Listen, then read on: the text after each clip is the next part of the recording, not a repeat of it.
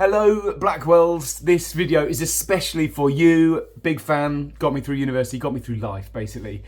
So I wanted to talk to you about my new book Infinite Life, which I'm just really excited about.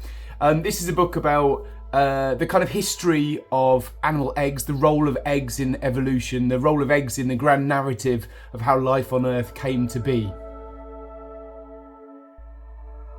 I've always been a really big fan of these big evolutionary tales that tell the story of how animals came to be, how fish walked across the shores and evolved into land vertebrates, bony animals, and how those bony animals evolved into mammals and amphibians and reptiles and later dinosaurs, and the massive destruction of dinosaurs, the takeover of mammals. I love that sort of story. I love reading about animals in all their varied forms, but one thing that is missing from all of those evolutionary accounts is eggs. Eggs can adapt and evolve in exactly the same way as animals can. We think of animal bodies evolving. Well, eggs also evolve to endure new habitats, new ecosystems. So really theirs is a tale that's not really been told before in the evolution of life on Earth. And I wanted to tell it. And I've had so much fun. It's been an incredible privilege really to research all of these very original pieces of science that construct like a jigsaw fit together to tell a whole untold story of how, you know, our lives as we live them today came to be.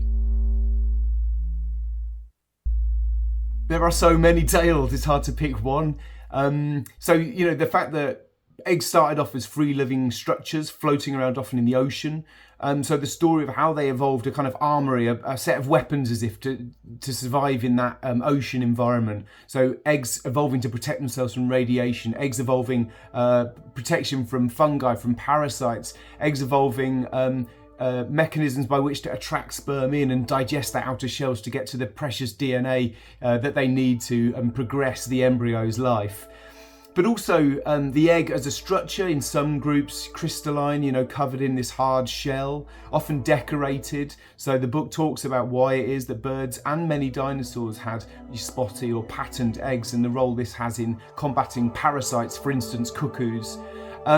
Thinking about soft eggs, amphibian eggs for instance, and the swathe of adaptations they need to survive, and how in certain groups a new form of egg evolves, an internal egg. So we think of mammals being sort of, you know, the exception. We have eggs within our body, we give birth to live young. Actually, it's one of the most well-trodden evolutionary paths out there.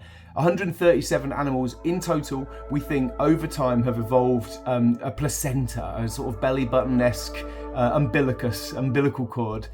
And actually in mammals, uniquely I would say, I argue in the book, you know, this is one of the reasons that we overcame the dinosaurs. Dinosaur eggs are quite slow growing compared to birds. And obviously mammals, we have our internal embryo that grows incredibly uniquely, basically by blood sucking its host, the mother. So the book talks about, in the ape line and the human lineage in particular, this placenta, this very hungry placenta, is what has unlocked the evolution of big brains and allowed us to live the lives that we live today. So I hope you enjoy. Blackwells, thank you so much again. I'm so grateful that you're, you know, helping spread the word about this exciting book. Thanks guys, bye.